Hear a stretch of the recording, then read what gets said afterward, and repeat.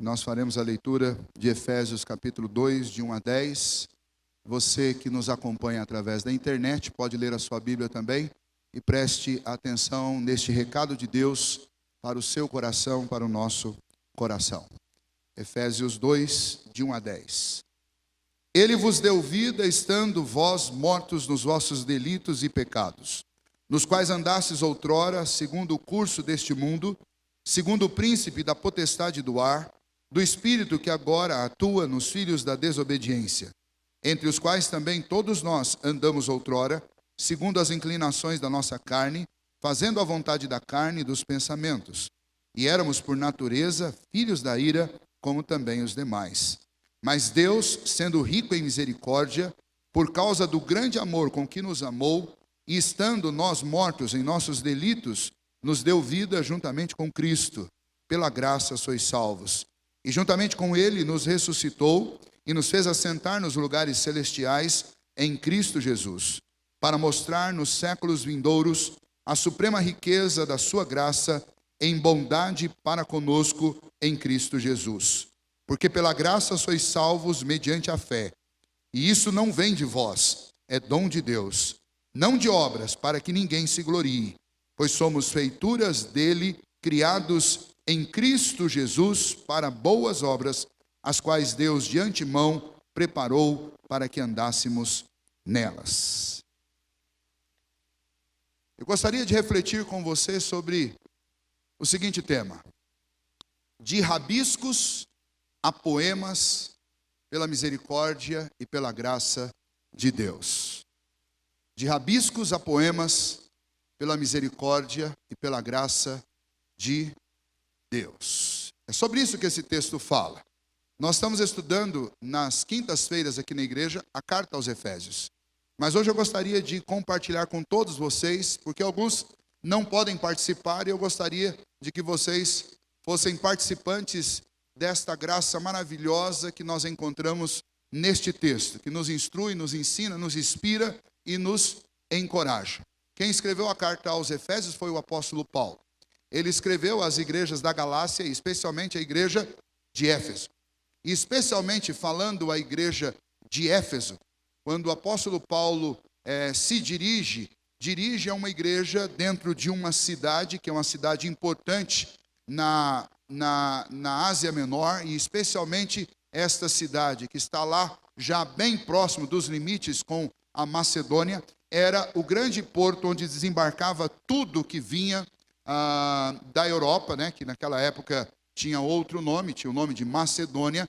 Tudo que vinha de lá desembarcava em Éfeso. Éfeso tinha um canal que conduzia, a cidade era um pouco afastada do mar, mas havia um grande canal por onde esses barcos entravam, e lá, quando eles atracavam, os grandes exércitos, os políticos, as pessoas importantes que vinham da Itália, que vinham de Roma, desembarcavam ali, os artistas, os banqueiros, a riqueza, a troca de moedas, o câmbio, o intercâmbio de produtos, acontecia tudo no porto de Éfeso, e Éfeso é uma cidade importantíssima. As principais religiões estavam lá, os principais cultos estavam lá, os principais eventos culturais e artísticos aconteciam em Éfeso, e uma vez que lá existiam essa multiplicidade de cultura, de religião e também de negócios, uma vez que isso tudo acontecia lá, a igreja que estava em Éfeso era uma igreja que sofria constantemente a tentação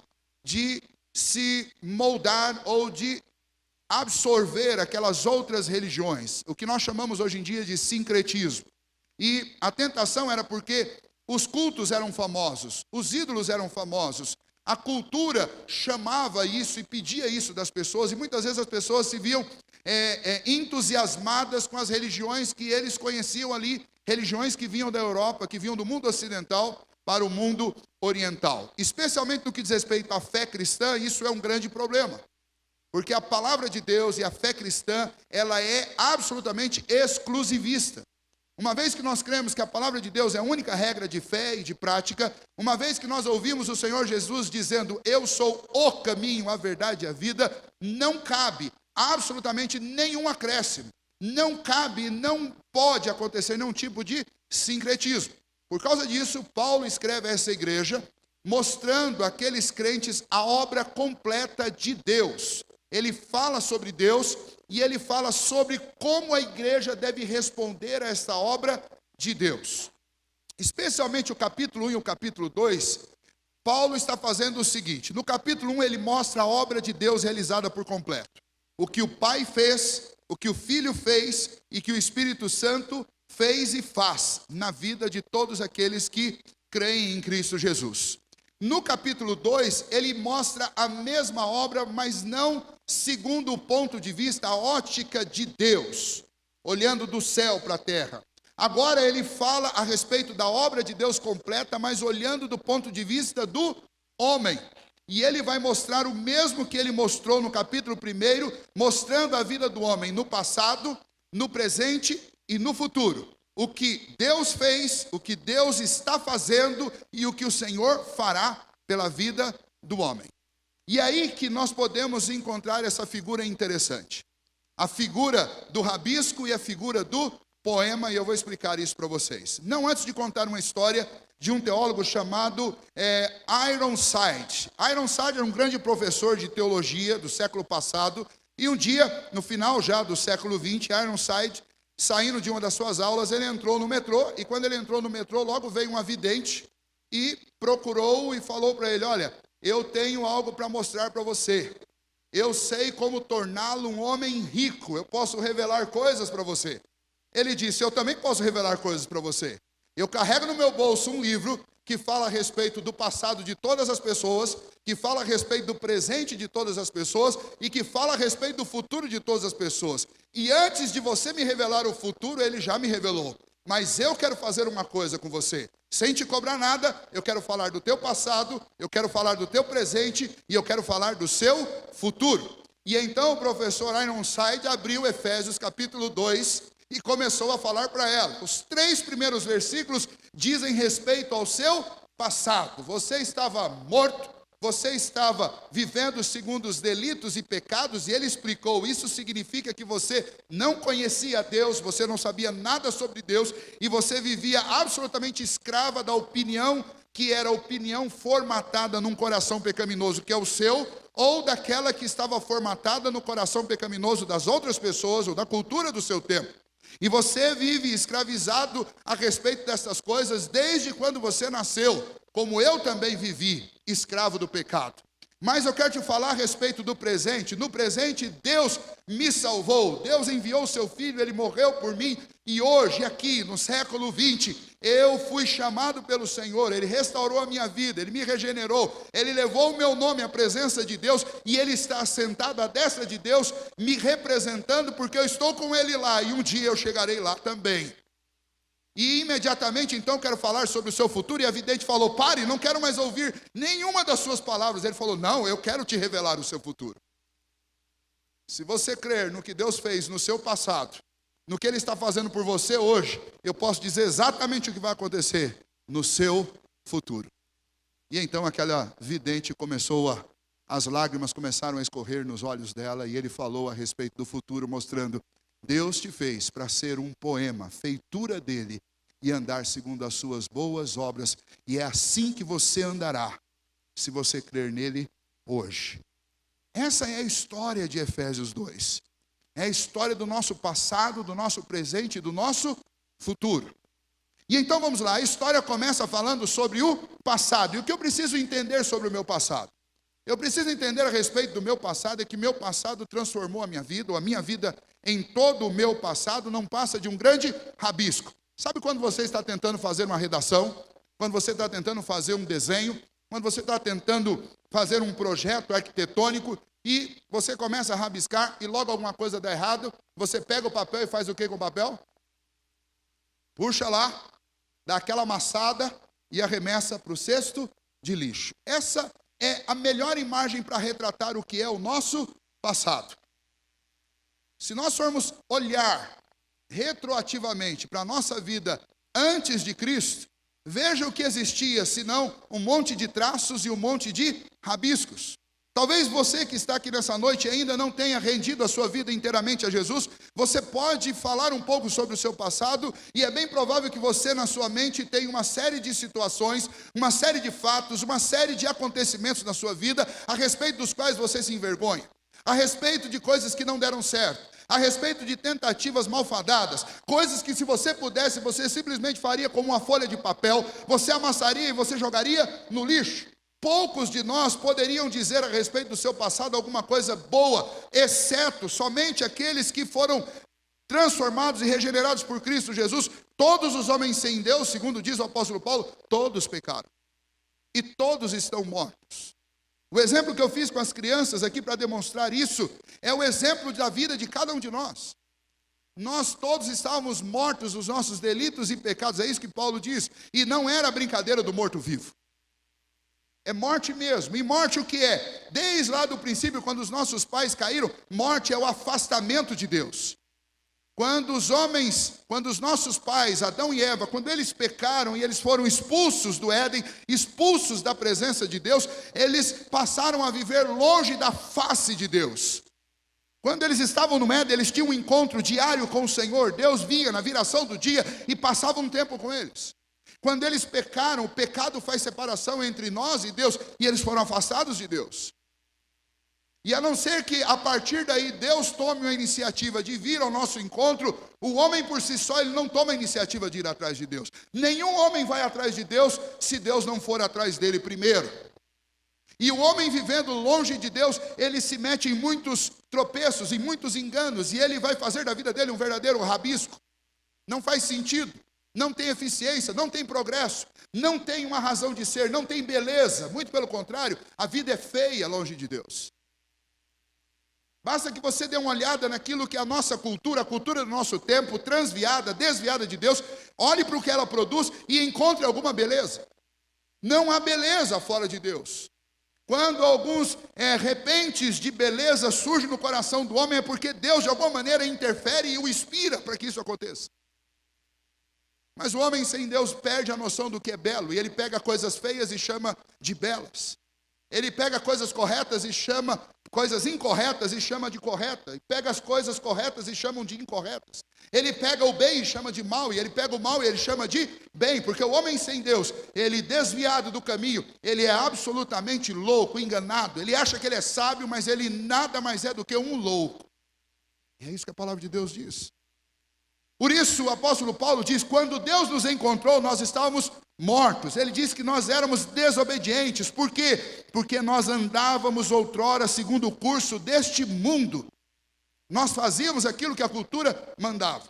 Sabe quando você diz para o seu filho, filho, você não vai na festa hoje? Ele diz, mas pai, todo mundo vai. Ou você diz, filho, você não vai fazer isso. Ele diz, pai, todo mundo faz. Isso é andar segundo o curso deste mundo.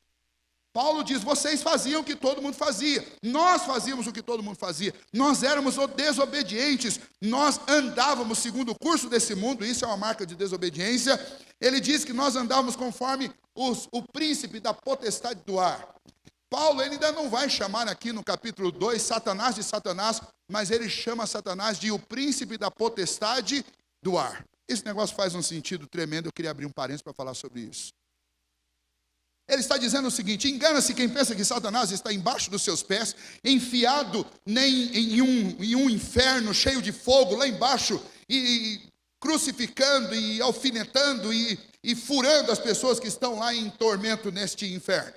Engana-se quem tem essa visão, que é uma visão extraída da cultura do século I, mistura de romanismo com pensamento e mitologia grega. Engana-se quem pensa assim. Paulo está dizendo, Satanás está aqui, ó, nesse ar que nós respiramos.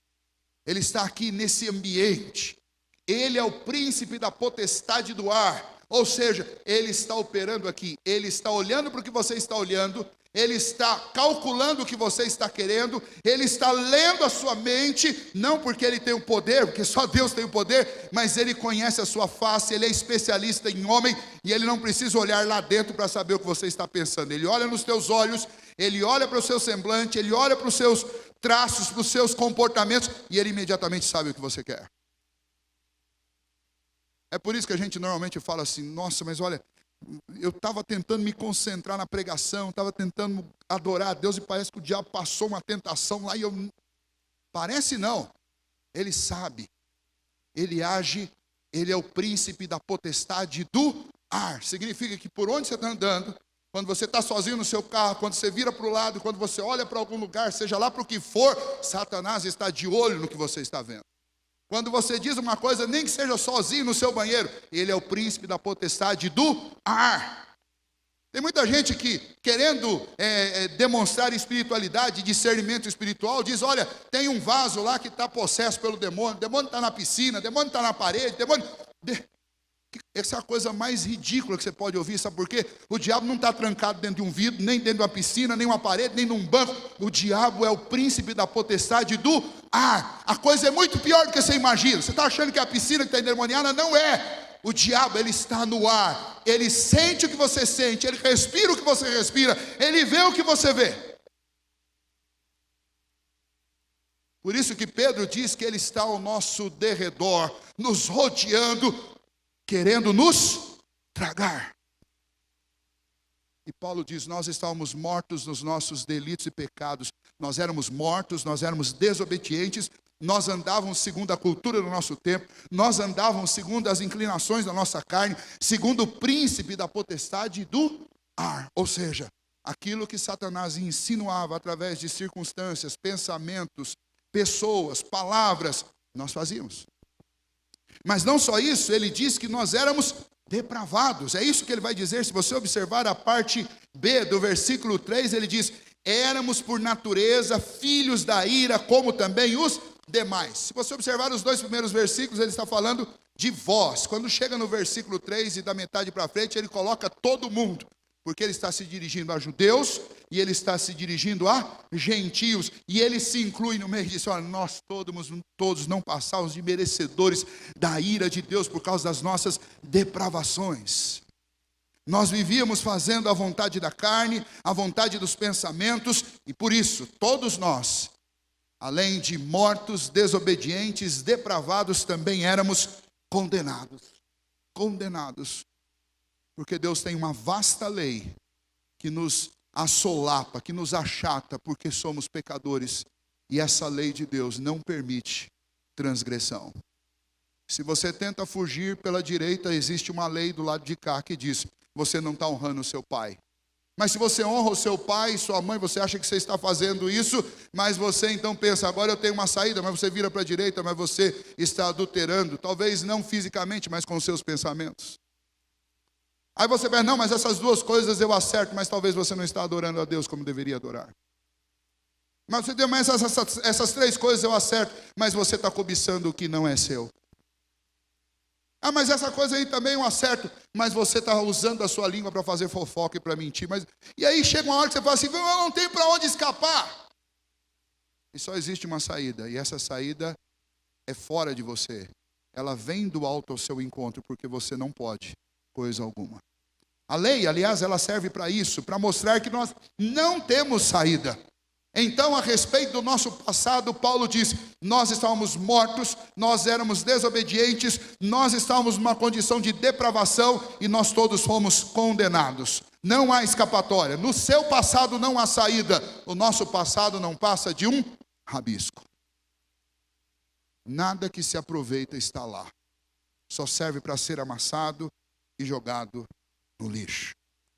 Mas aí Paulo passa a falar a partir do versículo 4 a respeito do nosso presente, mostrando que a obra de Deus ela foi feita em sua imensa e infinita graça para nos redimir do nosso passado. E para nos redimir do nosso passado, ele começa aí com uma interjeição dizendo assim, mas, uma interjeição adversativa dizendo, mas Deus, sendo rico em misericórdia, por causa do grande amor com que nos amou, e estando nós mortos nos nossos delitos, Ele nos deu vida. Ou seja, a obra de Deus em nosso favor é a obra de alguém que foi lá na lata de lixo e pegou aquele rabisco amassado, jogado no balde, pegou aquilo de volta, começou a desamassar, começou a abrir, passou um ferro para limpar aquilo e começou a corrigir as letras.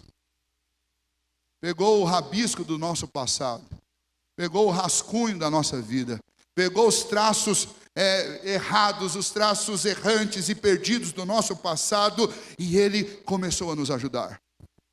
Conta-se a história que um mestre do xadrez estava caminhando em um museu de arte quando ele descobriu uma obra intitulada Checkmate. E nessa obra estava o retrato de um homem jogando xadrez, com uma figura ampliada que representava Satanás como seu oponente. E nessa figura, então, este homem estava colocado de um lado no tabuleiro e de outro do lado estava essa figura de Satanás. E a ideia presumível da imagem é que não há nenhum tipo de saída. Você perdeu. E então aquele homem que era um especialista de xadrez, um professor de xadrez, ficou olhando horas aquela imagem ali. E num dado momento, no meio do museu, ele gritou: espera! Ainda há um movimento que pode ser feito. E esse retrato é o retrato perfeito da obra do Senhor Jesus em nosso favor. Estávamos completamente perdidos. Cheque. Nós recebemos um cheque. E então, num dado momento, quando nós não enxergávamos mais saída para a nossa vida, e talvez essa seja a sua realidade hoje, quando você pensa que não há mais saída, aparece o Senhor Jesus, e Paulo descreve isso com esse mas existe ainda um último movimento. E esse foi o movimento que o Senhor Jesus fez. É o movimento da cruz, é o movimento do Filho de Deus vindo a esse mundo para se entregar e entregar a sua vida pela nossa vida. É um movimento redentivo, é um movimento transformador, é um movimento de salvação operado por Cristo, para que eu e você tivéssemos esperança. É o movimento daquele que coloca a mão no lixo para tirar-nos de lá. É o movimento daquele que se faz impuro para nos tornar puros. É o movimento daquele que se faz maldito para que nós sejamos benditos. Esse é o movimento de Jesus, essa é a obra da redenção. E Paulo diz a respeito do nosso presente: nós fomos salvos, nós estávamos mortos, mas Cristo veio e Ele nos deu vida. E essa salvação, ela foi causada pelo grande amor de Deus por mim e por você. O versículo 4 diz que o Senhor, sendo rico em misericórdia, por causa do grande amor com que nos amou. Deus não fez algo por nós porque Ele foi obrigado. Deus não fez algo por nós porque Ele estava cumprindo o script. Deus não fez algo por nós porque simplesmente Ele é Deus e tem a obrigação de fazer. Não, Ele fez por nós porque Ele nos amou. Infelizmente, muitos de nós nos relacionamos com Deus como um ser distante, como um ser religioso, como um ídolo que precisa ser adorado, porque Ele teimosamente insiste nisso. Mas Deus não é assim. Deus é pessoal, portanto Ele me conhece individualmente, particularmente. Deus, Ele é presente, Ele tem um relacionamento constante comigo agora. Ele não é o Deus do passado, Ele é o Deus que está presente na minha e na sua vida hoje. Esse Deus é um Deus de amor. As afeições estão presentes dentro desta fé. Não é uma fé distante, não é um Deus segundo o pensamento deísta, um Deus que criou o mundo, deu corda e foi embora. Não, este é um Deus que está aqui. O seu Filho Jesus, o seu Santo Espírito está aqui nessa noite. Ele conhece o que você está pensando, Ele sabe o que você está sentindo, Ele sabe das nossas necessidades e Ele é um Deus presente. E como é um Deus presente, Ele está atuando na minha vida hoje. Ele cuida do meu coração, Ele cuida da minha alma, Ele me tirou de um abismo de pecado, Ele me tirou da morte, Ele colocou vida no meu coração por causa desse grande amor. As afeições dEle estão manifestas na minha vida e pela minha vida.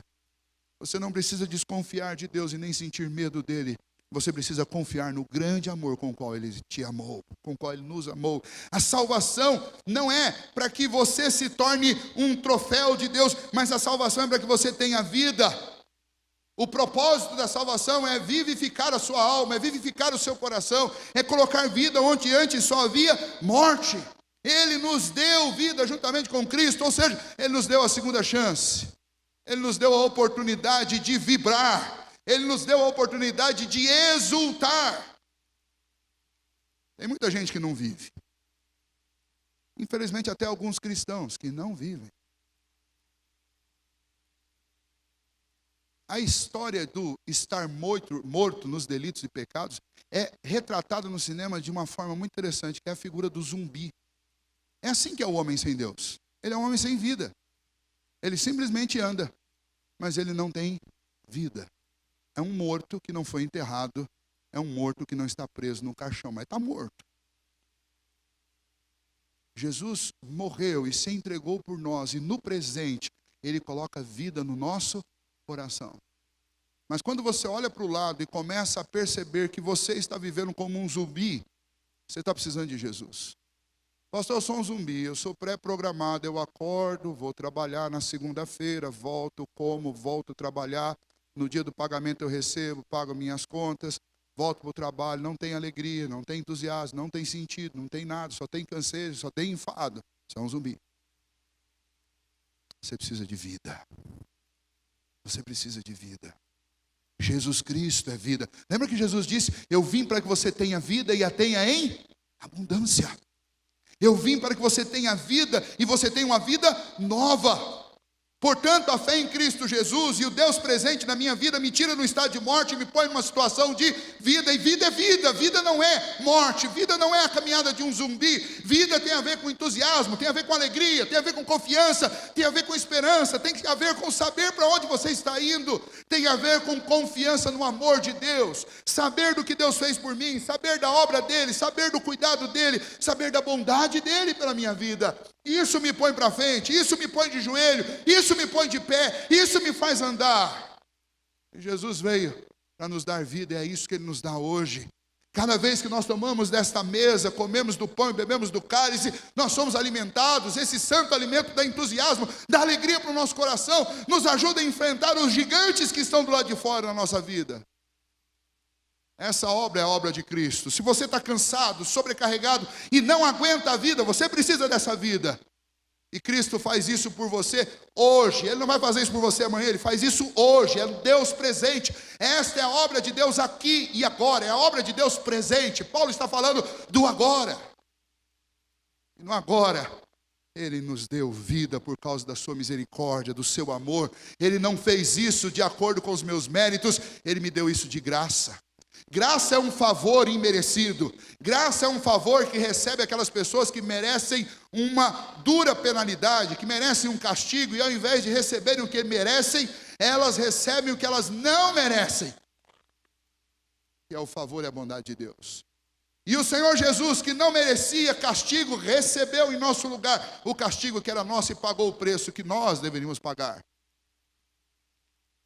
Ou seja, o Senhor nos concede essas coisas, e talvez você pergunte assim, mas pastor, quanto custa isso?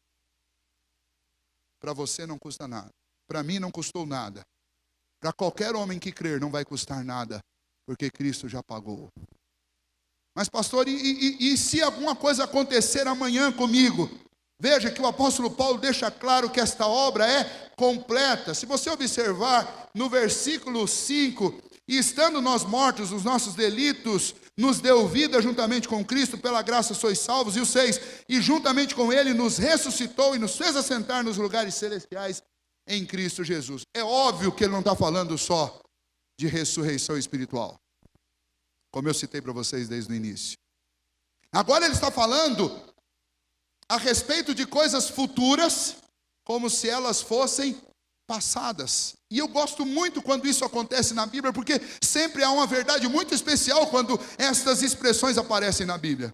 Ele está dizendo que o Senhor nos ressuscitou e nos fez assentar nas regiões celestes com Cristo. Ele está dizendo o seguinte: quando Cristo ascendeu aos céus, Ele levou o seu nome, o meu nome que Ele salvou com o seu sangue lá na cruz, e nos levou diante do trono da graça de Deus. Assentou à direita de Deus com os nossos nomes em suas mãos, e Ele nos garante que o dia em que os nossos olhos se fecharem aqui, quando nós morrermos aqui, nós ressuscitaremos e nós iremos também à presença de Deus. E onde Cristo está, à direita de Deus Pai, nós estaremos, porque Ele nos fez cordeiros com Ele. E a certeza de Paulo é tão grande que isso vai acontecer, que ele já descreve isso como uma coisa que já aconteceu.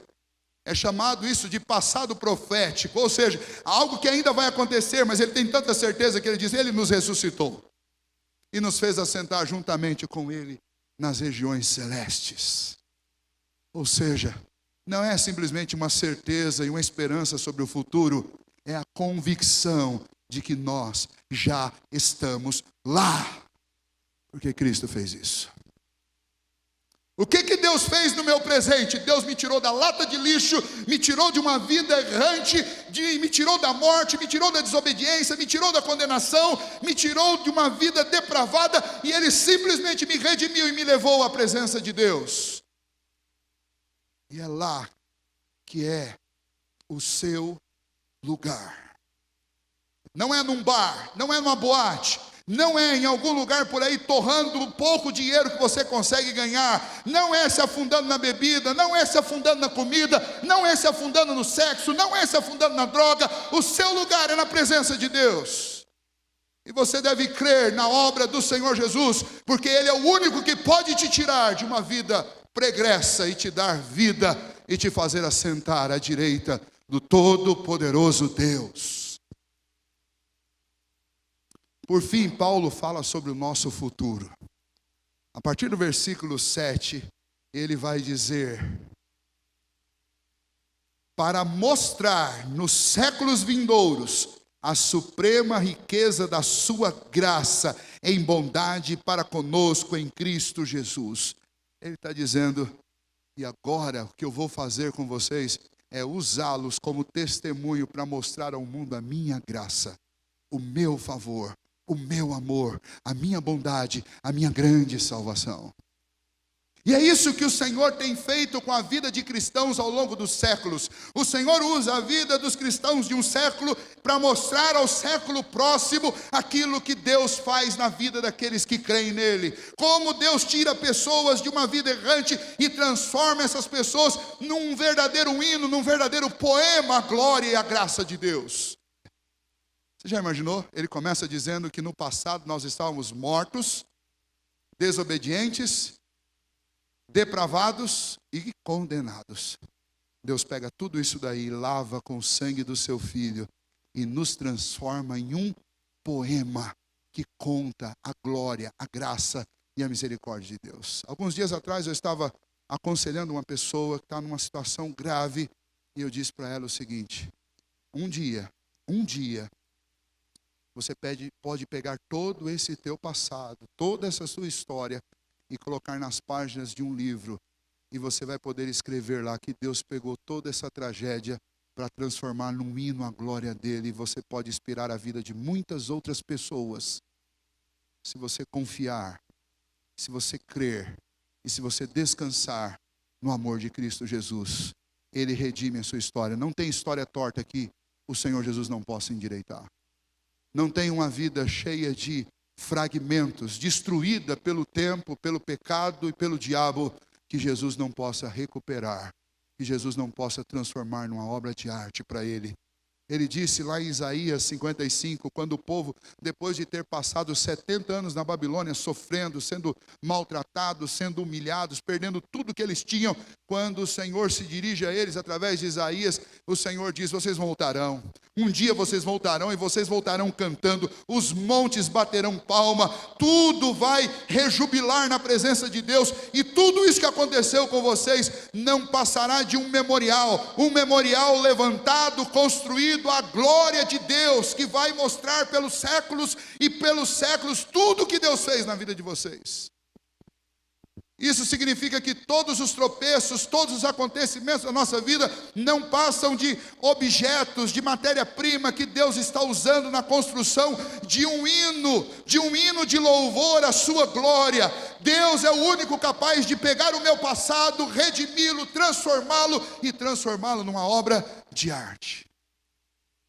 E a gente sabe o que é isso. Você já deve ter visto aqueles móveis lindos que as pessoas estão fazendo hoje. Eu amo madeira, amo essas coisas de madeira. E aquelas madeiras que durante muitos anos foram dormentes para os trilhos dos trens. Depois esses trilhos foram inutilizados. Essa madeira ficou lá enterrada no meio de pedras. E passou terra, passou mato, passou um milhão de coisas. Um dia alguém vai lá e pega um dormente desse e começa a lixar e começa a trabalhar. E de repente isso se transforma num móvel, diga-se de passagem, caríssimo, que você vai pagar uma fortuna por ele. O que Deus faz conosco é mais ou menos isso.